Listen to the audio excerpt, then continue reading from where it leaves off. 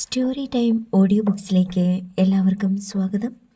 ജോസി വാഗമറ്റം എഴുതിയ നോവൽ സ്വർഗവാതിൽ പക്ഷി, അധ്യായം 16. ഡെയ്സി വീട്ടിലെത്തി. കഴിഞ്ഞ ഒരു മാസത്തിനിടയിൽ അവൾ വീട്ടിൽ പോവുകയുണ്ടായില്ല. അതിനു പകരം 2-3 ദിവസത്തെ ലീവ് ഒന്നിച്ചെടുത്ത് പോയിരിക്കുകയാണ്. വീട്ടിൽ വന്നാൽ ആവലാതികളെ കേൾക്കാനുണ്ടാവൂ എന്നവൾക്കറിയാം. ഇല്ലായ്മകളുടെയും വല്ലായ്മകളുടെയും ഈറ്റിലമാണ് തൻ്റെ കുടുംബം. ചെന്നയുടനെ അമ്മ ഡെയ്സിയെ വിളിച്ച് റോസിയെക്കുറിച്ച് ആവലാതി പറഞ്ഞു തുടങ്ങി. പറഞ്ഞു അത് കരച്ചിലിലും പിഴിച്ചിലിലും എത്തി. അവൾക്ക് ഇങ്ങനെയൊരു കടുങ്കൈ ചെയ്യാൻ എങ്ങനെ തോന്നി മോളെ? അവളെ ഞാനൊരു കന്യാസ്ത്രീയാക്കാമെന്ന് നേർന്നതുമാണല്ലോ കർത്താവേ. എന്നിട്ടും അവൾ ഈ കുടുംബത്തോട് കടുങ്കൈ ചെയ്തല്ലോ. പുറംജാതിക്കാരൻ്റെ കൂടെ ഇറങ്ങിപ്പോയില്ലേ ഒരുമ്പെട്ടോള്? അപ്പൻ്റെയും അമ്മയുടെയും മുഖത്ത് നോക്കിയല്ലേ അവൾ പറഞ്ഞത് സ്നേഹിച്ചവൻ്റെ കൂടെ പോവുകയാണെന്ന്? കുടുംബത്തിൻ്റെ മുഖത്ത് കരിവാരി തേച്ചില്ലേ അവള്? അമ്മയ്ക്കിപ്പം അത് തന്നെയാണോ ഓർമ്മ? വേറൊന്നും ചിന്തിക്കാനില്ലേ ഈ വീട്ടിൽ? ഡെയ്സിക്ക് ചുണ്ടി വന്നു. അവൾ ചെയ്തത് ശരിയാണെന്നാണോ നീയും പറയുന്നത്? ശരിയോ തെറ്റോ, അവൾ അവളുടെ ഭാരം ഒഴിവാക്കി തന്നില്ലേ? അവൾക്ക് നന്ദി പറയേ. തന്തയ്ക്കും തള്ളയ്ക്കും മക്കൾ ഭാരമാണോടി? തന്തയ്ക്കും തള്ളയ്ക്കും വലിയ ഭാരം തോന്നുകയില്ലായിരിക്കും, പക്ഷേ തോന്നുന്നവരുണ്ട്. ആഴ്ചകൾക്ക് മുമ്പ് സ്വന്തം വഴി നോക്കിപ്പോയ പെണ്ണിനെ പഴിച്ചുകൊണ്ടിരിക്കുന്ന നേരത്ത് ഇനിയുള്ളതുങ്ങളെയെങ്കിലും ആരെ എങ്ങനെ രക്ഷിച്ചെടുക്കും എന്നാലോചിച്ചുകൂടെ? 5 ഇവൾക്ക് ഇതെന്നാ പറ്റി കർത്താവേ? നീയും അതുപോലെ വല്ലവനെയും കണ്ടുവച്ചിട്ടുണ്ടോടി? ഉണ്ടെങ്കിൽ ചാടിപ്പോ. ലോകാവസാന കാലത്ത് എന്തെല്ലാം കാണേണ്ടിയും കേൾക്കേണ്ടിയും വരുമെന്നാണോ? വൈകുന്നേരം ഔതച്ചേട്ടൻ മകളെ വിളിച്ച് റോസിയെക്കുറിച്ച് ചോദിച്ചു.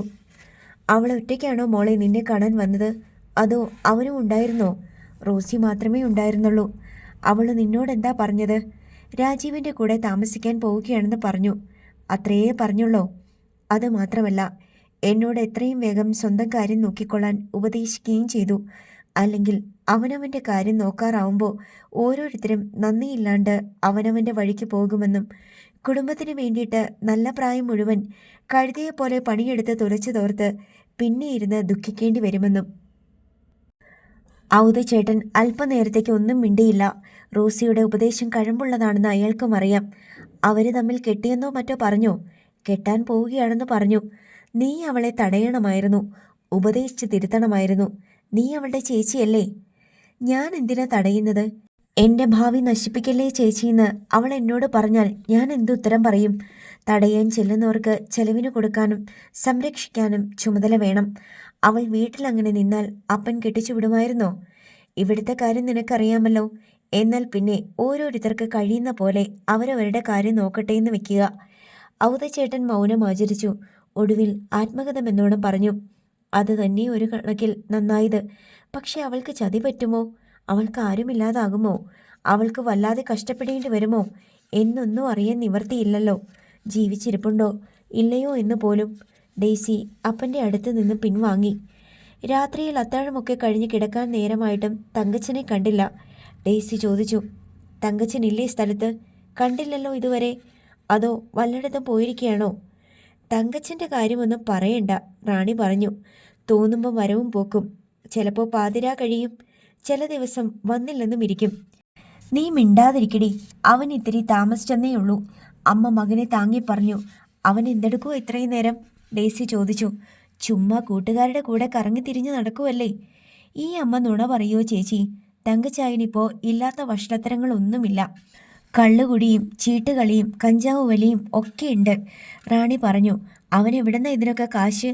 അല്ലറ ചില്ലറ മോഷണത്തിന് തങ്കച്ചായനെ പറ്റി പലയിടത്തുനിന്നും പരാതി കേട്ടു. തങ്കച്ചായനും വേറെ 3-4 പേരും കൂടെ സെറ്റ് കൂട്ടിയിട്ട് കാണിക്കുന്ന വേണ്ടാതീനങ്ങൾ, റാണി തുറന്നു പറഞ്ഞു. അപ്പോൾ അമ്മ ഇടപെട്ടു. എൻ്റെ മോളെ, അവനൊരു പണിയുമില്ലാത്തതിൻ്റെ തരക്കേടാ ഇതൊക്കെ. നീ അവനെ വിളിച്ച് നല്ലതുപോലെ ഒന്ന് ഉപദേശിക്ക്. എന്നിട്ട് അവൻ എവിടെയെങ്കിലും ഒരു പണി വാങ്ങിച്ചു കൊടുക്ക്. ഉപദേശിക്കാൻ അവനൊരു കൊച്ചുകുട്ടിയൊന്നുമല്ലല്ലോ, പ്രായപൂർത്തിയായവനല്ലേ. ഉപദേശിക്കലൊക്കെ ഞാൻ നിർത്തി. തൊഴിലില്ലാത്തവരെല്ലാം മോഷണത്തിനാണോ പോകാറ്? അവനവൻ്റെ ചെലവിനുള്ള കാശ് ഒപ്പിക്കാനുള്ള തൊഴിലൊക്കെ ഈ നാട്ടിൽ തന്നെ കിട്ടും. പക്ഷെ വേണ്ടല്ലോ, ശരീരാധ്വാനം വേണ്ടി വരുന്ന തൊഴിലെല്ലാം ഇവിടെ കൂലിപ്പണിയല്ലേ. അതിനേക്കാൾ ഭേദമാണ് മോഷണം എന്ന് കണ്ടുപിടിച്ചവനെ അമ്മ തന്നെ ഉപദേശിച്ച് തിരുത്തിയാൽ മതി. സംഭാഷണം അവസാനിപ്പിച്ചിട്ട് ഡെയ്സി ഉറങ്ങാൻ പോയി. അവളുടെ മനസ്സ് കലുഷിതമായിരുന്നു. താൻ പണിയെടുക്കുന്നതും കുടുംബം നോക്കുന്നതും പാഴാണെന്ന് അവൾക്ക് തോന്നി. തൻ്റെ ജീവിതം പാഴായി പോവുകയാണ്. ഈ കെട്ടുപാടിൽ നിന്ന് ഒരു മോചനമില്ല താനും. രാത്രിയിൽ എപ്പോഴോ തങ്കച്ചൻ വന്നു. പുലർച്ചയ്ക്ക് തന്നെ എഴുന്നേറ്റ് സ്ഥലം വിടുകയും ചെയ്തു. അവൻ വന്നതും പോയതും ഡെയ്സി അറിഞ്ഞതേയില്ല. അടുത്ത ദിവസം പള്ളിയിൽ വെച്ച് ഡെയ്സി ജോണിച്ചൻ്റെ പെങ്ങളെ കണ്ടു. പള്ളിയിൽ നിന്നിറങ്ങുമ്പോൾ ജോണിച്ചൻ്റെ പെങ്ങളെ റീന ചോദിച്ചു, ചേച്ചി, ജോണിച്ചേട്ടനുമായിട്ട് വഴക്കാണോ? റീന എന്താ അങ്ങനെ ചോദിച്ചത്? ആദ്യം ഞാൻ ചോദിച്ചതിന് മറുപടി പറയ്. ചെറിയൊരു സൗന്ദര്യപ്പിണക്കമേ ഉള്ളൂ. എന്നിട്ടാണോ ജോണിച്ചേട്ടൻ വേറെ കല്യാണം ആലോചിക്കുന്നത്? ഡെയ്സി സ്തബ്ധയായി. കൊണ്ടുപിടിച്ച് ആലോചന നടത്തുന്നുണ്ട്. ശരിക്കും ഗൗരവമായിട്ട് തന്നെയാ. അതല്ലേ ചേച്ചിയോട് ചോദിച്ചത്. നീ ജോണിച്ചേട്ടനോട് ചോദിച്ചോ ഞാനുമായിട്ട് പിണക്കമാണോന്ന്? ചോദിച്ചോ? എന്നിട്ടെന്ത് പറഞ്ഞു? ആ വിഷയമേ സംസാരിക്കേണ്ടെന്നാ പറഞ്ഞത്. ഡെയ്സി പിന്നെ ഒന്നും മിണ്ടിയില്ല. അവൾക്കൊരു ഇരുട്ടടി ഏറ്റതുപോലെയായിരുന്നു. ജോണിച്ചനെ ഒന്ന് കാണണ്ടേ, ചോദിക്കണ്ടേ? അക്കരെ വീട്ടിലേക്ക് പോകാൻ അവൾ പലപ്പോഴും വെമ്പൽ കൊണ്ടു. അപ്പോഴെല്ലാം സ്വയം തടഞ്ഞു നിർത്തി. പോകട്ടെ, വഴിപിരിഞ്ഞു പോകാനാണ് വിധിയെങ്കിൽ അങ്ങനെ. എന്നാലും എത്രയോ വർഷങ്ങളായുള്ള ഹൃദയബന്ധമാണ്. ഒരു നിമിഷം കൊണ്ട് അത് അറുത്തുമുറിക്കാൻ, ചവിട്ടി തേക്കാൻ ജോണിച്ചിന് കഴിയുമോ? അത്രയ്ക്കേ ഉണ്ടായിരുന്നുള്ളോ? ജീവിതാവസാനം വരെ ഒന്നിച്ചു നിൽക്കാമെന്ന് വാഗ്ദാനം നൽകിയവൻ, എത്ര കാലം വേണമെങ്കിലും തനിക്കായി കാത്തിരിക്കുമെന്ന് ശപഥം ചെയ്തവൻ, ഇപ്പോൾ അവൻ തന്നെ ഇരുട്ടിൽ തനിച്ചാക്കിയിട്ട് സ്വന്തം വഴി തേടിപ്പോയിരിക്കുന്നു. നെഞ്ചു പൊട്ടിപ്പോകുന്നത് പോലെ ഒരു വേദന. കണ്ണുകൾ നിറഞ്ഞു തൂവുന്നു. തലയിണയിൽ മുഖമമർത്തി അവൾ ഏങ്ങലടിച്ചു. എത്ര ശ്രമിച്ചിട്ടും അത് വിശ്വസിക്കാൻ അവൾക്ക് കഴിഞ്ഞില്ല. ജോണിച്ചൻ വെറും ഒരു മുന്നറിയിപ്പ് തരിക മാത്രമാണെന്ന് അവൾക്ക് തോന്നി. വീട്ടിൽ കഴിഞ്ഞ 2 ദിവസത്തിനിടയിൽ ജോണിച്ചനുമായി കണ്ടുമുട്ടാൻ അവൾക്ക് കഴിഞ്ഞതുമില്ല. 3-ാം ദിവസം അവൾ ജോലി സ്ഥലത്തേക്ക് മടങ്ങി. സിബി ബൈക്കിൽ ഹോസ്റ്റലിലെത്തി. ഷമ്മിയും സാജനും എംസണും റോയിയും അവനെ പ്രതീക്ഷിച്ച് ഹോസ്റ്റലിൻ്റെ മുറ്റത്ത് നിന്നിരുന്നു. സിബി ബൈക്ക് നിർത്തിയ ഉടൻ അവർ അടുത്തെത്തി. എങ്ങനാടാ അളിയ, സംഗതി നടക്കുമോ? ഷമ്മി ചോദിച്ചു. പിന്നെ നടക്കാതെ എങ്ങനെ നോക്കും? സിബി ഗമയിൽ പറഞ്ഞു. അവൾ വരുമോ? വഴിയിൽ കാത്തു നിൽക്കുന്നത് കണ്ടിട്ടല്ലേ ഞാനിങ്ങ് പോന്നത്. ഞാൻ അവളെയും കൊണ്ട് ലോഡ്ജിലോട്ട് പോയിക്കൊള്ളാം. നിങ്ങൾ പുറകെ വന്നാൽ മതി. കുഴപ്പം വല്ലതും ഉണ്ടോയെന്ന് എൻ്റെ പേടി. സംഗതി പുറത്തായാൽ പിന്നെ ജീവിച്ചിരിക്കണ്ട. റോയി ആശങ്കയോടെ പറഞ്ഞു. എടാ, ഇതിനൊക്കെ കുറച്ച് തൻ്റെ ഇടം വേണം. ആണത്തമില്ലാത്ത പേടിത്തൊണ്ടന്മാർ മാറി നിൽക്കുക വേണ്ടത്. സിബി പരിഹസിച്ചു. പേടിയായിട്ടല്ല, കാര്യം ലീക്കൗട്ടായാൽ ഹോസ്റ്റലിൽ നിന്നും കോളേജിൽ നിന്നും ചാടിക്കും, അവസാനം വീട്ടിൽ നിന്നും ചാടിക്കും. ഒരു കാര്യം ചെയ്യ്, നിങ്ങൾ ഈ ഹോട്ടലിലേക്ക് പോരെ. റൂമൊക്കെ നേരത്തെ അറേഞ്ച് ചെയ്തിട്ടുണ്ട്. അവളും ഞാനും അവിടെ കാണും. ഓക്കെ? സിബി ബൈക്കിൽ പറന്നു. റാണിയെ വളയ്ക്കാൻ നോക്കി പരാജയപ്പെട്ടവരാണ് ഷമ്മിയും സാജനും റോയിയുമെല്ലാം. ആ സുന്ദരി പ്രാവിനെ സിബി വളച്ചെടുത്തപ്പോൾ കൂട്ടുകാർക്കെല്ലാം അവനോട് അസൂയയായിരുന്നു. സിബി മിക്കപ്പോഴും ഹോസ്റ്റലിൽ വരും. എന്നിട്ട് തലേ ദിവസം രാത്രിയിൽ റാണിയുടെ വീട്ടിൽ പോയതും അവളുമായി സന്ധിച്ചതുമൊക്കെ വർണ്ണിച്ച് കേൾപ്പിക്കും. കൂട്ടുകാർക്ക് അവനോടുള്ള അസൂയ ഇരട്ടിക്കും. ഈയിടെ സിബി പറഞ്ഞു, ഇനി വേണമെങ്കിൽ നിങ്ങൾ ആരെങ്കിലും എടുത്തോ, എനിക്ക് മതി. പാൽപ്പായസമായാലും എന്നും കഴിക്കുമ്പോൾ ചെടിക്കുകയല്ലേ. അപ്പോൾ നീ അവളെ കെട്ടാനല്ലേ? ഷമ്മി ചോദിച്ചു. പോട മണ്ട, ഞാൻ അവളെ കെട്ടാനോ? ഷമ്മി മുഖേനയാണ് പുതിയ പദ്ധതി രൂപം കൊണ്ടത്. സിബി ഏതായാലും റാണിയെ തഴയാൻ പോവുകയാണ്. ഷമ്മിക്കും സാജനും എംസണും റോയിക്കുമൊക്കെ ഇന്നും അവളുടെ സൗന്ദര്യം ഹരമാണ്. സിബി ഒപ്പിച്ചു കൊടുക്കാമെന്ന് ഏറ്റു. ഇന്ന് ക്ലാസ് കട്ട് ചെയ്തിട്ട് റാണി കാത്തു നിൽക്കും. സിബി അവളെയും ബൈക്കിൽ കയറ്റി ഹോട്ടലിലേക്ക് പോകും. അവർ ഹോട്ടൽ മുറിയിലിരിക്കുമ്പോൾ കൂട്ടുകാർ പുറകെ എത്തും. സിബി ഒഴികെയുള്ളവർ ദേഹത്തെ തൊട്ടാൽ റാണി എതിർക്കുമെന്ന് എല്ലാവർക്കും അറിയാം. അവൾക്ക് ഈ കെണിയെക്കുറിച്ച് ഒരു രൂപവുമില്ല. ഭീഷണിപ്പെടുത്തിയോ പ്രലോഭിപ്പിച്ചോ ബലം പ്രയോഗിച്ചോ അവളെ കൊണ്ട് സമ്മതിപ്പിക്കാനാണ് തീരുമാനം. സിബി പോയി അരമണിക്കൂർ കഴിഞ്ഞപ്പോൾ അവൻ്റെ കൂട്ടുകാർ 2 ബൈക്കുകളിലായി യാത്ര തിരിച്ചു. അധ്യായം 17. റാണി റോഡരികിൽ കാത്തു നിൽക്കെ സിബിയുടെ ബൈക്ക് ചീറിപ്പാഞ്ഞു വന്നു. പിടിച്ചു നിർത്തിയതുപോലെ അത് അവളുടെ അരികിൽ നിന്നു. സിബി അവളെ അടിമുടി നോക്കി. റോസ് കളറിലുള്ള പാവാടയും ബ്ലൗസുമാണ് വേഷം. അതവൾക്ക് നന്നായി ഇണങ്ങുന്നു. പെണ്ണിന്ന് നല്ലതുപോലെ അണിഞ്ഞൊരുങ്ങിയിട്ടുണ്ടല്ലോ. റാണി നാണിച്ച് പുഞ്ചിരി തൂകി. എന്നാൽ കയറ്, പോകാം. ക്ലാസ് കട്ട് ചെയ്ത് വരണമെന്നല്ലാതെ എങ്ങോട്ടാ പോകുന്നതെന്ന് എന്നോട് പറഞ്ഞില്ല. ഞാനതൊക്കെ മുൻകൂട്ടി പറഞ്ഞാലേ നീ എൻ്റെ കൂടെ വരികയുള്ളോ? എന്നില്ല, ചുമ്മാ അറിഞ്ഞിരിക്കാമല്ലോ എന്ന് കരുതി ചോദിച്ചെന്നേ ഉള്ളൂ. നമ്മൾ ഒന്നിച്ച് ഈ ദിവസം ആഘോഷിക്കാൻ പോകുന്നു. അടച്ചിട്ട മുറിയിൽ നമ്മൾ 2 പേർ മാത്രം, പൂർണ്ണ സ്വാതന്ത്ര്യത്തോടെ. അതിനൊന്നും ഞാനില്ല, വേണ്ടാട്ടോ. പിന്നെ പെണ്ണിതാദ്യമല്ലേ, ചുമ്മാ പോസ് എടുക്കാതെ കയറ്, പോകാം. റാണി പിന്നെയും മടിച്ചു നിന്നു. ഒടുവിൽ സിബിയുടെ നിർബന്ധത്തിന് വഴങ്ങി. ഹോട്ടലിന് മുമ്പിൽ വണ്ടി നിർത്തി അവർ ഇറങ്ങി. സ്റ്റെയർ കേസ് കയറി 2ാമത്തെ നിലയിലേക്ക് പോകുമ്പോൾ റാണി പരിഭ്രമത്തോടെ പറഞ്ഞു, ഇങ്ങോട്ടാണെന്ന് അറിഞ്ഞിരുന്നെങ്കിൽ ഞാൻ വരികയില്ലായിരുന്നു. അതല്ലേ പറയാത്തത്? സിബി ചിരിച്ചു. ഇത് വേണമായിരുന്നോ സിബിച്ച? സിബിച്ചൻ എൻ്റെ ശരീരം ആവശ്യപ്പെട്ടപ്പോഴൊന്നും ഞാൻ വിസമ്മതിച്ചിട്ടില്ലല്ലോ. എന്നെ ഈ ഹോട്ടൽ മുറിയിലേക്ക് കൊണ്ടുവരണമായിരുന്നോ? ആരെങ്കിലും കണ്ടെങ്കിൽ, നാട്ടിൽ വിവരം അറിഞ്ഞെങ്കിൽ എൻ്റെ ജീവിതം തീർന്നു. ആര് കാണാനാ? ഇപ്പോൾ മുറിയിൽ കയറുന്ന നമ്മൾ വൈകുന്നേരമല്ലേ ഇറങ്ങുന്നത്? ദൈവം പോലും അറിയുകയില്ല. അവർ മുറിയിലെത്തി. വിശാലമായ double room, foam bed, fan, stereo. മുറിയൊക്കെ നേരത്തെ എടുത്തിട്ടിരുന്നതാണോ? ആ, കാശ് കുറച്ചൊന്നുമല്ലായിരിക്കുമല്ലോ ചിലവാക്കിയത്. ഓ, അവൻ കോളിംഗ് ബെല്ലമർത്തി ബെയററെ വിളിച്ചു. ബെയറർ വന്നു. ഞങ്ങൾക്ക് തിന്നാനും കുടിക്കാനും എന്തെങ്കിലും വേണം. മട്ടനും ചപ്പാത്തിയും എടുക്കട്ടെ? ശരി. കുടിക്കാൻ? മാൻഷൻ ഹൗസ് ഒരു ഫുൾ ബോട്ടിൽ, പിന്നെ ഒരു ബിയറും. ബെയറർ പോയി കഴിഞ്ഞപ്പോൾ റാണി ചോദിച്ചു, എന്തോന്നാ ഈ മാൻഷൻ ഹൗസ്? മദ്യമാ. സിബിച്ചന് കുടിക്കാനാണോ? നമുക്കൊന്ന് മിനുങ്ങണ്ടേ? സിബിച്ചൻ കുടിക്കുമോ? വല്ലപ്പോഴും. അത് ചീത്ത സ്വഭാവമാ കേട്ടോ, എനിക്കിഷ്ടമല്ല. നമ്മുടെ കല്യാണം കഴിയുമ്പോൾ ചീത്ത സ്വഭാവങ്ങളൊക്കെ നിർത്തിയേക്കാം, പോരെ? അത് മതി. 15 മിനിറ്റിനുള്ളിൽ വിഭവങ്ങളെത്തി. നമുക്ക് വല്ലതും കഴിച്ചിട്ടാകാം ബാക്കി പരിപാടികളൊക്കെ. എന്താ? പോ അവിടുന്ന്. അവൾ കപട ഗൗരവത്തോടെ അവനെ തറപ്പിച്ചു നോക്കി. നീ ദേഷ്യപ്പെടാൻ പറഞ്ഞതല്ല, ഗുസ്തി പിടിക്കാനുള്ള ശക്തി വേണ്ടേ? അവൻ അവളുടെ മുമ്പിലേക്ക് പ്ലേറ്റുകൾ നീക്കി വെച്ചു. 2 പേരും കഴിക്കാൻ തുടങ്ങി. അവൻ ഇറച്ചി കഷ്ണമെടുത്ത് അവളുടെ വായിൽ വെച്ചു കൊടുത്തു. അവൾ തിരിച്ചും. വലിയ ഉല്ലാസത്തോടെയാണ് ഭക്ഷണം കഴിക്കൽ. അതിനിടയിൽ അവൻ ഗ്ലാസ്സിൽ മദ്യം പകർന്ന് സോഡയും ചേർത്തു. മറ്റൊരു ഗ്ലാസ്സിൽ ബിയറും ഒഴിച്ചു വെച്ചു. കഴിച്ചു. അവൻ ബിയർ അവളുടെ നേർക്ക് നീട്ടി. ഞാൻ കുടിക്കാനോ? ഇത് മദ്യമല്ല പെണ്ണെ, വെറും കൂൾ ഡ്രിങ്ക്സാ. കോക്കോ കോളയും ജ്യൂസും കുടിക്കുന്നത് പോലെയേ ഉള്ളൂ. ഇത് നിനക്ക് വേണ്ടിയിട്ട് സ്പെഷ്യലായിട്ട് മേടിച്ചതാ. റാണി പിന്നെയും മടിച്ചു. ധൈര്യമായിട്ട് കുടിച്ചോ, ഞാനല്ലേ പറയുന്നത്. റാണി അല്പം രുചിച്ചു നോക്കി. ഒരുമാതിരി ചവർപ്പ് പോലെ. അങ്ങനെയാ? ഒരു ഗ്ലാസ് ബിയർ അവളെ കൊണ്ട് നിർബന്ധിച്ച് കുടിപ്പിച്ചു. പിന്നെയും ഒരു ഗ്ലാസ് കൂടി ഒഴിച്ചു. അതിൽ അവൻ കുറച്ച് വിസ്കിയും ചേർത്തു. അവൾ ആഹാരം കഴിക്കുന്നത് നിർത്തി കൈ കഴുകാൻ എഴുന്നേറ്റ് പോയപ്പോഴായിരുന്നു അത്. ബിയറിൽ വിസ്കി ചേർത്തത് റാണി അറിഞ്ഞില്ല. ആ ഒരു ഗ്ലാസ് കൂടി അവൻ നിർബന്ധിച്ച് കുടിപ്പിച്ചു. അവൾക്ക് വയറ്റിനുള്ളിൽ ഒരു എരിച്ചിൽ തോന്നി. തലയ്ക്കൊരു മന്ദത. അവളുടെ ഞരമ്പുകളിലൂടെ ലഹരി ഒഴുകിത്തുടങ്ങി. അവൻ പറയുന്നതെല്ലാം തമാശകളായി അവൾക്ക് തോന്നി. എല്ലായ്പ്പോഴും അവൾ കുലുങ്ങിച്ചിരിച്ചു. കൊഞ്ചുന്ന സ്വരത്തിൽ എന്തൊക്കെയോ പുലമ്പി. സിബി അവളെ പൊക്കിയെടുത്ത് കിടക്കയിലേക്ക് കൊണ്ടുപോയി. പതുപതുത്ത കിടക്കയിൽ അവൻ്റെ കരലാളനങ്ങളിൽ അവൾ ഒരു സ്വർണ്ണ മത്സ്യത്തെപ്പോലെ ഇളകി തുടിച്ചു. അവനേക്കാൾ അവൾക്കായിരുന്നു ആവേശം. അപ്പോൾ ഡോർബെൽ ശബ്ദിച്ചു. റൂം പോയി ആയിരിക്കും, ഞാൻ പറഞ്ഞു വിട്ടിട്ട് വരാം. നീ എഴുന്നേൽക്കണ്ട, സിബി പറഞ്ഞു. അവൻ എഴുന്നേറ്റ് വാതിൽ തുറക്കാനായി പോയി.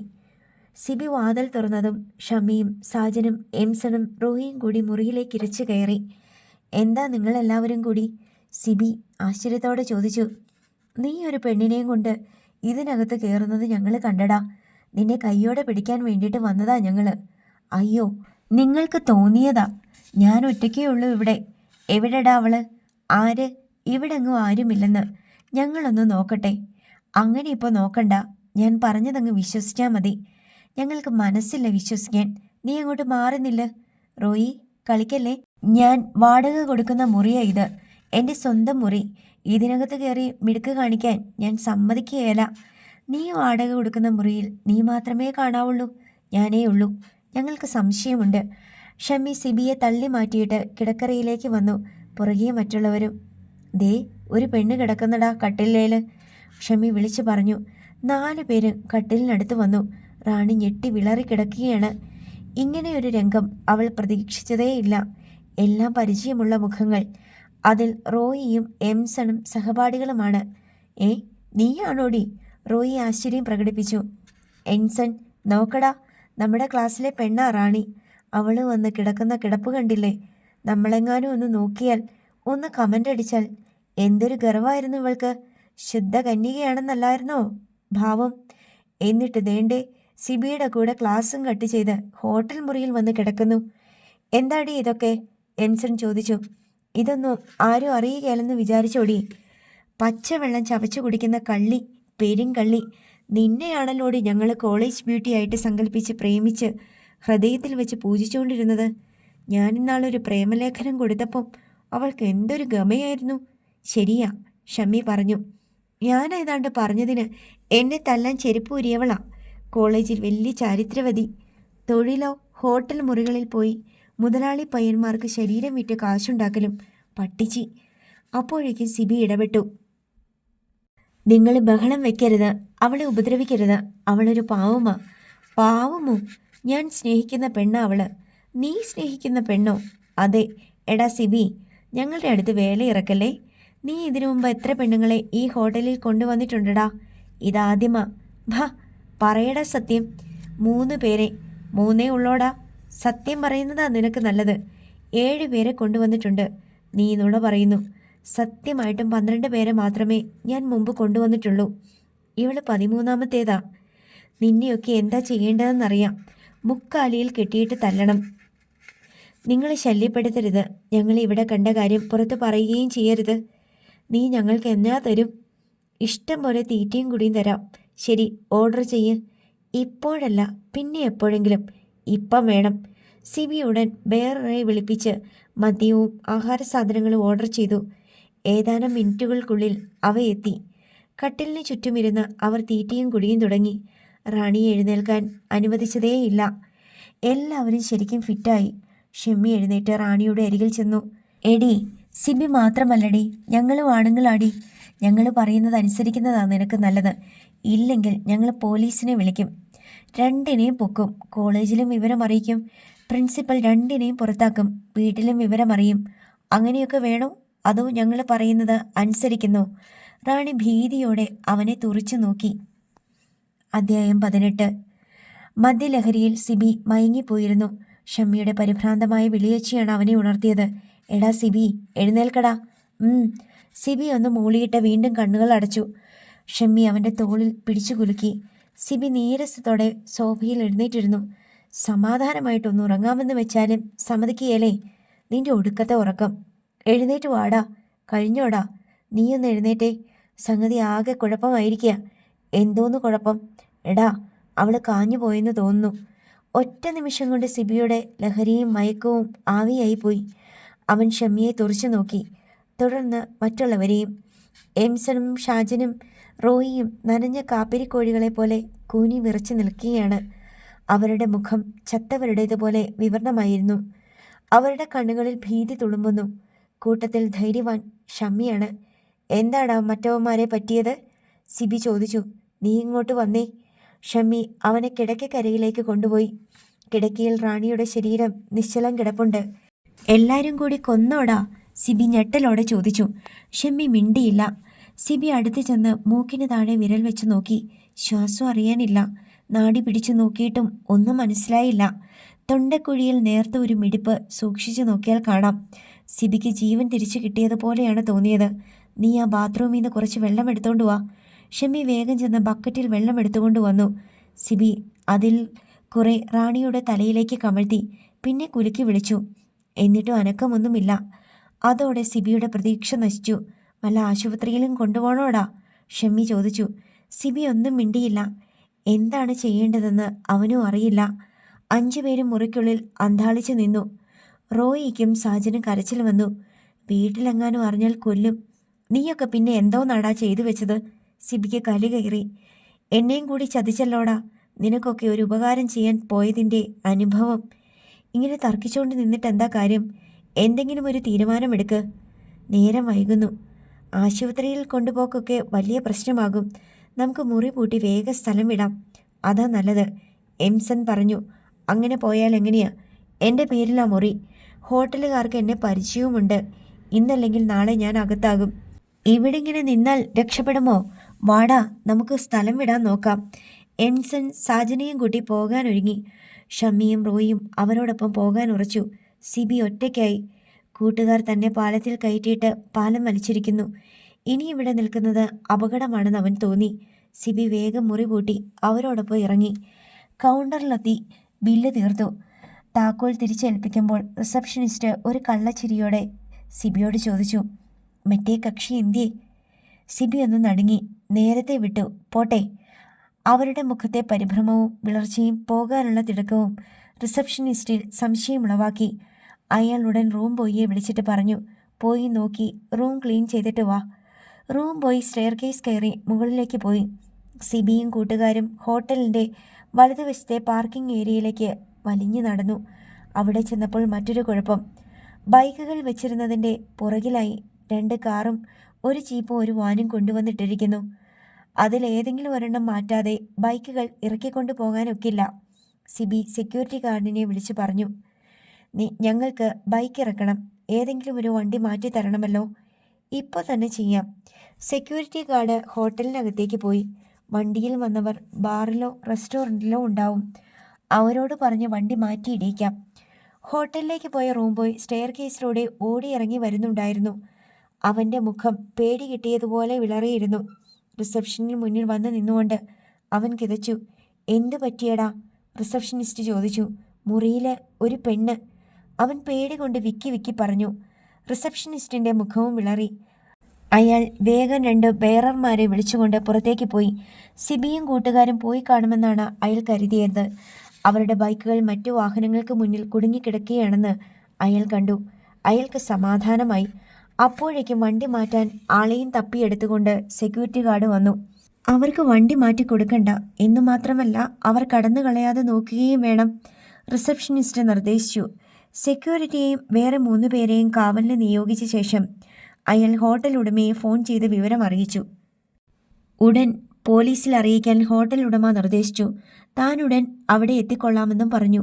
സിബിയും കൂട്ടുകാരും അക്ഷമയോടെ നിൽക്കുകയായിരുന്നു. വണ്ടി മാറ്റാൻ ആളെ വിളിക്കാൻ പോയ സെക്യൂരിറ്റി ഗാർഡിനെ കാണുന്നില്ല. ഷമ്മിക്കാണ് ആദ്യം സംശയം തോന്നിയത്. എടാ സിമി, അവർക്ക് വല്ല സംശയവും തോന്നിക്കാണുമോ? നമ്മൾ പോകാതിരിക്കുവാൻ മനഃപൂർവ്വം നിർത്തി താമസിപ്പിക്കുകയാണോ? എങ്ങനെ സംശയം തോന്നാനാ? മുറി പൂട്ടിയിട്ടല്ലേ നമ്മൾ പോകുന്നത്. ഇനി നാളെ കാലത്ത് ക്ലീൻ ചെയ്യാൻ വേണ്ടിയിട്ടേ അവരത് തുറക്കൂ. എനിക്കൊരു സംശയം തോന്നുന്നു. 15 മിനിറ്റ് സമയം കഴിഞ്ഞു. സിബി, ബൈക്കും വേണ്ട, മണ്ണാങ്കട്ടയും വേണ്ട. നമുക്കെവിടെ നിന്ന് തടിയൂരാം, ഇല്ലെങ്കിൽ കുടുങ്ങും. ബൈക്ക് ഇവിടെ വെച്ചിട്ട് പോകാനോ? അത് കൂടുതൽ അപകടമല്ലേ? ആദ്യം അവനും എൻ്റെ തടി രക്ഷിക്കാനല്ലേടാ നോക്കേണ്ടത്. ഞാൻ പോവുക. ഷമ്മി നടന്നു. പുറകെ മറ്റുള്ളവരും നീങ്ങി. ഗേറ്റിനടുത്തെത്തിയപ്പോൾ സെക്യൂരിറ്റി ഗാർഡും വേറെ 3 ഹോട്ടൽ ജീവനക്കാരും കൂടി അവരെ തടഞ്ഞു. അങ്ങനെ അങ്ങ് പോകാൻ വരട്ടെ പിള്ളേരെ, മുതലാളിക്ക് നിങ്ങളെ ഒന്ന് കാണണമെന്ന്. 5 പേരും ഞെട്ടിത്തെറിച്ച് നിന്നുപോയി. സിബിയും ഷമ്മിയും ഓടി മതിൽ ചാടി രക്ഷപ്പെടാൻ ഒരു ശ്രമം നടത്തിയെങ്കിലും ഫലിച്ചില്ല. സെക്യൂരിറ്റി ഗാർഡും മറ്റൊരാളും ചേർന്ന് 2 പേരെയും പിടിച്ചു നിർത്തി. കുടുങ്ങിക്കഴിഞ്ഞെന്നും ഇനി രക്ഷയില്ലെന്നും സിബിക്കും കൂട്ടുകാർക്ക് ഉറപ്പായി. ഏതാനും മിനിറ്റുകൾക്കുള്ളിൽ ഹോട്ടൽ മുതലാളിയുടെ ബെൻസ് കാർ പാഞ്ഞു വന്ന് ഹോട്ടലിൻ്റെ മുമ്പിൽ നിന്നു. അല്പനിമിഷങ്ങൾക്കകം പോലീസ് ജീപ്പും എത്തി. ഡെയ്സിക്ക് നൈറ്റ് ഡ്യൂട്ടി ആയിരുന്നു. ഡ്യൂട്ടി കഴിഞ്ഞ് രാവിലെ എത്തിയതേ ഉള്ളൂ. ഒരു ഗ്ലാസ് കാപ്പി ഉണ്ടാക്കി കുടിക്കണം. പിന്നെ നീണ്ടു നിവർന്ന് കിടന്നൊന്നുറങ്ങണം. ഡെയ്സിക്ക് നല്ല ക്ഷീണം തോന്നുന്നുണ്ടായിരുന്നു. കാപ്പി മുത്തി കുടിച്ചുകൊണ്ടിരുന്നപ്പോൾ വാതിലിൽ മുട്ടുകേട്ടു. ആരാ അത്? ഞാനാ. ജോണിച്ചൻ്റെ സ്വരം അവൾ തിരിച്ചറിഞ്ഞു. ഡെയ്സിക്ക് അത്ഭുതവും ആഹ്ലാദവും അടക്കാൻ കഴിഞ്ഞില്ല. എത്രയോ നാളുകളായി ജോണിച്ചനെ ഒന്ന് കണ്ടിട്ട്, ഒന്ന് മിണ്ടിയിട്ട്. ഒടുവിൽ തന്നെ തേടി വന്നല്ലോ. അവൾ വേഗം വാതിൽ തുറന്നു. കേറി വാ ജോണിച്ച. എത്ര നാളായി ഈ ഭാഗത്തേക്കൊക്കെ ഒന്ന് തിരിഞ്ഞു നോക്കിയിട്ട്. ഞാൻ ഇരിക്കാനും സൽക്കാരം സ്വീകരിക്കാനും ഒന്നും വന്നതല്ല, അയാൾ നിസ്സംഗതയോടെ പറഞ്ഞു. ഡെയ്സിയുടെ മുഖം വാടി. അവൾ ധീരമായി അയാളെ നോക്കി. നിന്റെ വീട്ടുകാർ പറഞ്ഞയച്ചതാ നിന്നെ കൂട്ടിക്കൊണ്ട് ചെല്ലാൻ. അതിന് ജോണിച്ചനെ തന്നെ വിട്ടതെന്തിനാ? വേറെ ആരുമില്ലായിരുന്നോ വീട്ടിൽ? അതെനിക്കറിയത്തില്ല. വേഗം ഇറങ്ങ്, വീട് വരെ പോകാം. എന്താ അത്ര അത്യാവശ്യം? അതവിടെ ചെല്ലുമ്പോൾ അറിയാം. എൻ്റെ നാക്കുകൊണ്ട് പറയുന്നില്ല. ഡെയ്സി അയാളെ തുറച്ചു നോക്കി. എന്തോ സംഭവിച്ചിട്ടുണ്ടെന്ന് അവൾ ഊഹിച്ചു.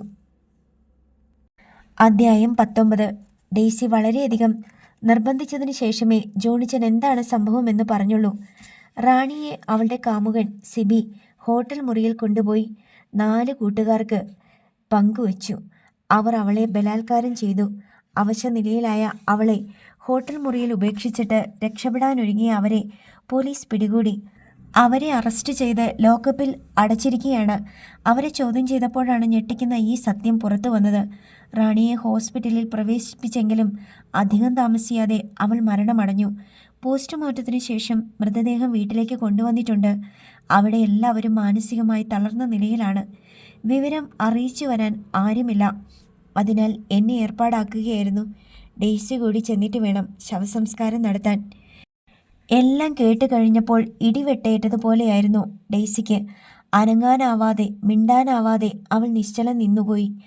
അവൾക്ക് മുന്നിൽ ഭൂമിയില്ലായിരുന്നു, ചരാചരങ്ങളില്ലായിരുന്നു, കാലമില്ലായിരുന്നു. നിതാന്തമായൊരു ശൂന്യതയുടെ ഭീതിതമായൊരു മുഴക്കം ഹൃദയത്തിൽ വന്നടിച്ചുകൊണ്ടിരുന്നു. ഇങ്ങനെ മരം പോലെ നിന്നാൽ എങ്ങനെയാ? പോകണ്ടേ? അവിടെ എല്ലാവരും ഡെയ്സി ചെല്ലുന്നത് കാത്തിരിക്കുകയാണ്. ജോണിച്ചൻ്റെ ശബ്ദം അവളെ ഞെട്ടിച്ചു. അവൾ വേഗം വേഷം മാറി പോകാൻ തയ്യാറായി. അവൾ നിലവിളിക്കുമെന്നും കണ്ണീർ പൊഴിച്ച് വിലപിക്കുമെന്നും ജോണിച്ചൻ വിചാരിച്ചു. എന്നാൽ അവളുടെ കണ്ണിൽ ഒരു തുള്ളി കണ്ണീര് പോലും പൊടിഞ്ഞില്ല. അവളുടെ കണ്ണുകൾ കല്ലിച്ചിരുന്നു. അവളുടെ മുഖം നിർവികാരമായിരുന്നു. എങ്കിലും അവളുടെ ഉള്ളിൽ തീവ്രമായ വേദന പിടയുന്നത് തിരിച്ചറിയാമായിരുന്നു. പോകാം. അവൾ ജോണിച്ചനോടൊപ്പം ഇറങ്ങി. ബസ്സിൽ അടുത്തടുത്ത സീറ്റുകളിൽ അവർ ഇരുന്നു. വീട്ടിലെത്തുന്നതുവരെ പരസ്പരം ഒന്നും സംസാരിച്ചില്ല. ഒരാശ്വാസവാക്കിനായി അവൾ കാതോർത്തുമില്ല. അവനത് നൽകിയതുമില്ല. വീട്ടിലെത്തിയപ്പോൾ എല്ലാവരും ശവസംസ്കാര ചടങ്ങുകൾ തുടങ്ങാൻ കാത്തിരിക്കുകയാണ്. പള്ളിയിലെ അച്ഛനും കപ്പ്യാരും ഇടവകയിലെ സമുദായക്കാരും ഉൾപ്പെടെ വലിയൊരു ജനാവലി വീട്ടിലും പരിസരത്തുമായി തടിച്ചു കൂടിയിട്ടുണ്ട്. ഡെയ്സിയെ കണ്ടതോടെ അമ്മ നിലവിളിച്ചുകൊണ്ട് ഓടി വന്നു. അവളുടെ ദേഹത്തേക്ക് വീണ് അലമുറയിട്ട് തുടങ്ങി. നമ്മുടെ റാണിമോള് പോയി മോളെ. എൻ്റെ ദൈവമേ, അവൾക്കിങ്ങനെ വന്നല്ലോ. ഡെയ്സിയെ കണ്ടതോടെ അവളുടെ ഇളയ സഹോദരങ്ങളും അലമുറയിട്ട് കരയാൻ തുടങ്ങി. ഡെയ്സി മൃതദേഹത്തിനടുത്ത് ചെന്നു. ശവപ്പെട്ടിക്കുള്ളിൽ അവളുടെ അനുജത്തി. വിളറി വെളുത്തുപോയ മുഖം, വിറങ്ങലിച്ച കണ്ണുകൾ. അല്പനിമിഷം അവൾ ആ മുഖത്തേക്ക് തന്നെ നോക്കി നിന്നു. എന്നേക്കുമായുള്ള വേർപാടിൻ്റെ വേദനയും മരണത്തിൻ്റെ നടുക്കവും ഡെയ്സിയെ വല്ലാതെ ഉലച്ചു. എങ്കിലും കരയരുതെന്ന് അവൾ ആശിച്ചു. കുഴഞ്ഞു വീണേക്കുമെന്ന് തോന്നി. വായി തുവാലുകൊണ്ട് പൊത്തി ശബ്ദമില്ലാതെ കരഞ്ഞുകൊണ്ട് അവൾ മുറിക്കുള്ളിലേക്ക് കയറിപ്പോയി. ശവസംസ്കാരം കഴിഞ്ഞതോടെ ആളുകൾ മിക്കവാറും പോയി കഴിഞ്ഞിരുന്നു. ആശ്വസിപ്പിക്കുവാൻ തങ്ങിയ അയൽക്കാരും അടുത്ത ബന്ധുക്കളും പോവുകയാണ്. വീടിനുള്ളിൽ ഏറെക്കുറെ കരച്ചിലടങ്ങിയിരുന്നു. ഓരോരുത്തർ തന്താങ്ങളുടെ മൂലകളിൽ ചുരുണ്ടുകൂടിയിരിക്കുന്നു. വല്ലപ്പോഴും ഒരു തേങ്ങൽ ഉയർന്നു വരും. ആരെങ്കിലും ഒന്ന് കരയും, പിന്നെ കടിച്ചമർത്തും. നനഞ്ഞ നെടുവീർപ്പുകളിൽ ദുഃഖം ഒതുങ്ങും. മരണ വീടാണത്. ഡെയ്സി ഇടയ്ക്കിടെ മുഖം കഴുകി. തിണ്ണയിൽ കാലുകൾ നീട്ടിവെച്ച് ചുമരും ചാരി അപ്പം തളർന്നിരിപ്പുണ്ട്. മക്കൾ ദുരന്തങ്ങളിലൂടെ കടന്നു പോകുന്നത് നോക്കി നിൽക്കേണ്ടി വരുന്ന നിസ്സഹായനായ മനുഷ്യൻ. കാലിളകുന്ന ബെഞ്ചിന്മേൽ കൊളുത്തി വെച്ചിരുന്ന വിളക്കിൻ്റെ വെട്ടത്തിൽ അയാളുടെ നനഞ്ഞ കണ്ണുകളും മുഖവും അവ്യക്തമായി കാണാമായിരുന്നു. ഡെയ്സി പായിന്മേൽ വന്ന് കിടന്നു. ഇന്നുറക്കം വരില്ല. ശാപം പോലെ ദുഃഖകരമായ ഓർമ്മകൾ മനസ്സിനെ വേട്ടയാടിക്കൊണ്ടിരിക്കും. തൻ്റെ അനുജത്തി പോയി, ഏതോ ഇരുട്ടിലേക്ക്. 17ാമത്തെ വയസ്സിൽ അവളുടെ ജീവിതം അവസാനിച്ചു. കുടുംബത്തിന് തീരാത്ത അപമാനവും വരുത്തി വെച്ചുകൊണ്ടാണ് അവൾ പോയത്. 1.5 മാസം ഗർഭിണിയായിരുന്നത്രേ അവൾ. ഹോട്ടൽ മുറിയിലേക്ക് ആരും ബലമായി എടുത്തും കൊണ്ട് പോവുകയില്ലല്ലോ. വഴി പിഴച്ച ജീവിതമായിരുന്നു അവളുടേത്. അതാരും അറിയാതെ അവൾ ഇത്രകാലം രഹസ്യമാക്കി വെക്കുകയും ചെയ്തു. സിബിയുമായി പ്രേമമായിരുന്നത്രേ. അവൻ ഹോട്ടൽ മുറിയിലേക്ക് ക്ഷണിച്ചപ്പോൾ പോയി.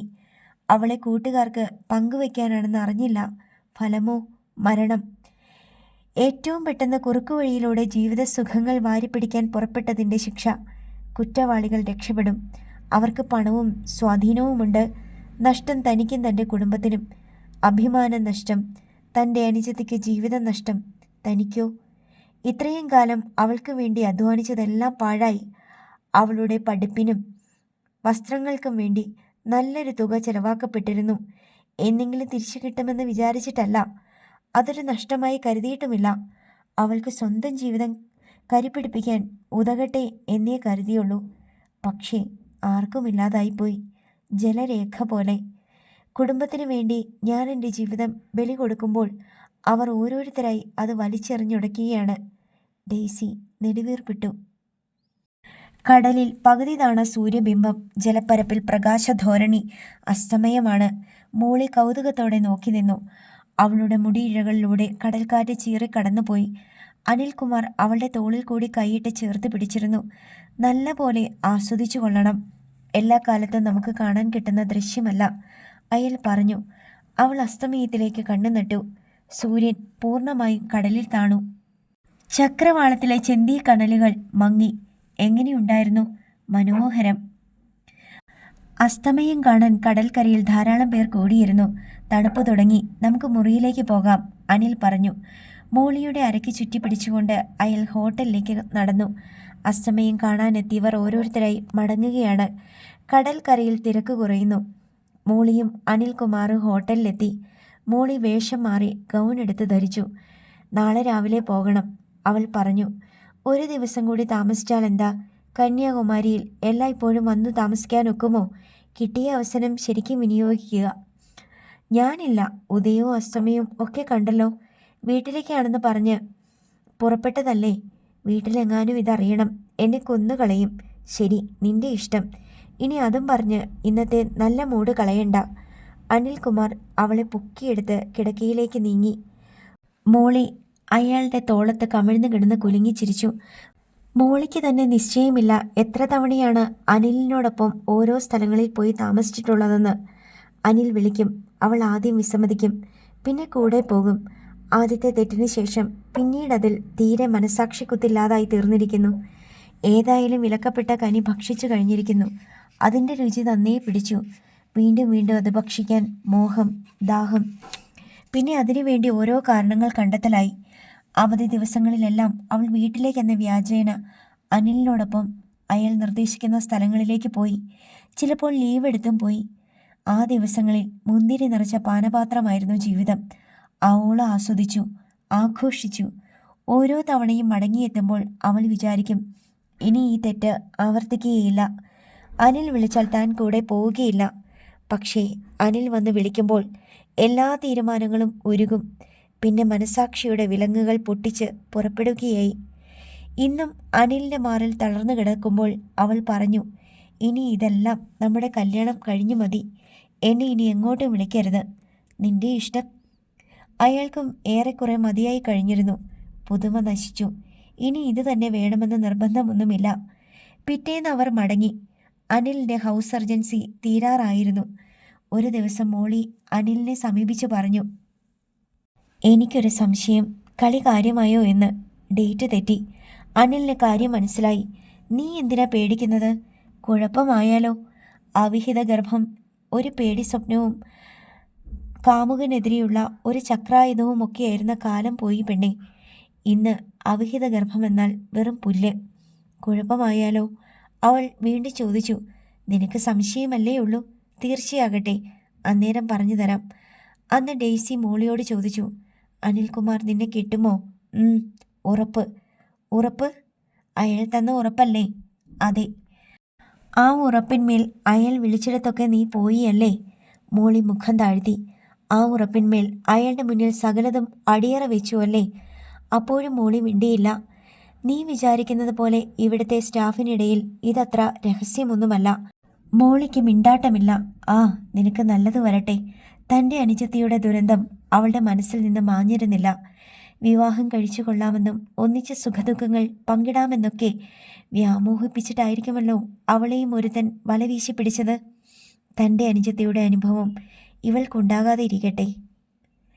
അടുത്ത ഭാഗം നാളെ.